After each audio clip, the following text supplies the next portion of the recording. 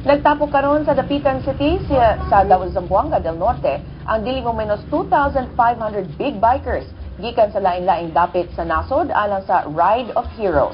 Si John sa detalye. Jong? Medyo, dili lang mga Pinoy lakip na usab ang ubang big bikers gikan sa laing nasod sa Asya ang aniya karon sa Dapitan City alang sa tulo ka adlaw nga kalihukan sugod karong adlaw.